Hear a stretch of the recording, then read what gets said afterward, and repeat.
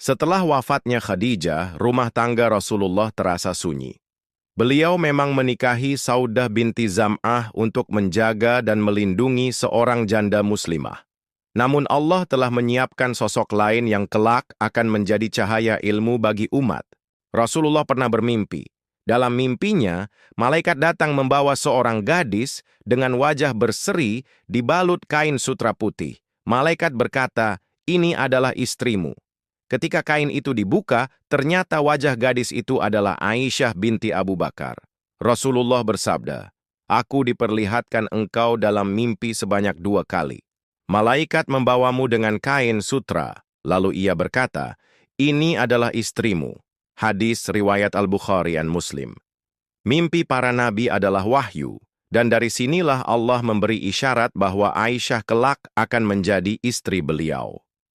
Pada tahun ke-11 kenabian, 2 tahun 5 bulan sebelum hijrah ke Madinah, Rasulullah melamar Aisyah.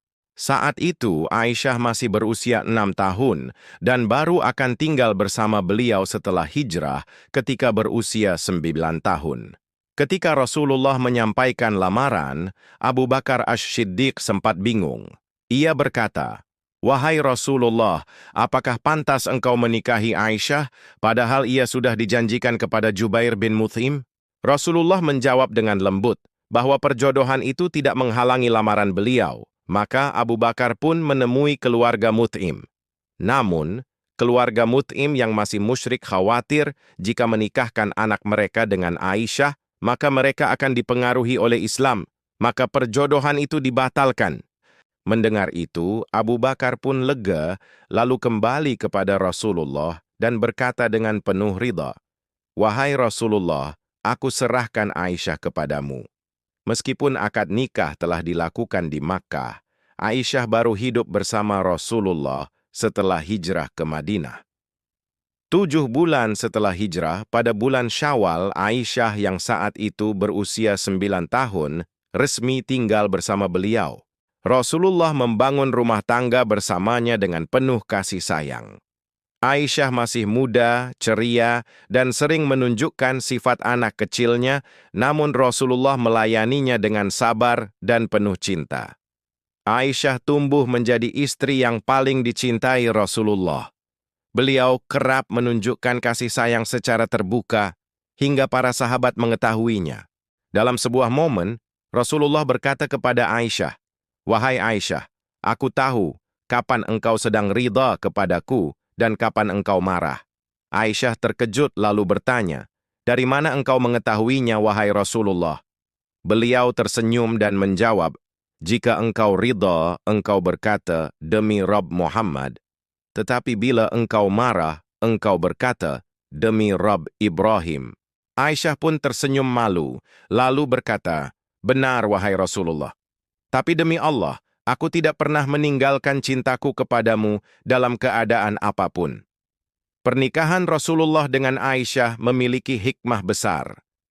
Karena menikah di usia muda, Aisyah dapat mendampingi beliau hingga akhir hayat, menyaksikan kehidupan rumah tangga Nabi secara detail, dan menjadi gudang ilmu bagi umat. Dari Aisyah, ribuan hadis diriwayatkan. Ia memahami hukum, akhlak, bahkan kehidupan pribadi Rasulullah yang tidak diketahui orang lain. Imam Az-Zuhri berkata, "Seandainya ilmu Aisyah dikumpulkan dengan ilmu seluruh istri Nabi dan seluruh wanita, niscaya ilmu Aisyah lebih utama." Demikianlah, dari rumah tangga Nabi bersama Aisyah radhiyallahu anha, lahirlah lautan ilmu yang menjadi cahaya sepanjang zaman. Beliau bukan hanya istri yang dicintai, tetapi juga saksi hidup perjalanan Rasulullah, penjaga rahasia, guru bagi para sahabat, dan perawi hadis yang menjadi pedoman umat. Dengan kecerdasan, keteguhan hati, dan cintanya yang tulus kepada Rasulullah, Aisyah tumbuh menjadi salah satu wanita agung dalam sejarah Islam. Hingga hari ini, namanya tetap harum, doanya tetap dikenang, dan ilmunya terus mengalir menerangi umat. Aisyah radhiyallahu anha bukan sekadar istri Nabi, tetapi cahaya ilmu bagi seluruh generasi setelahnya.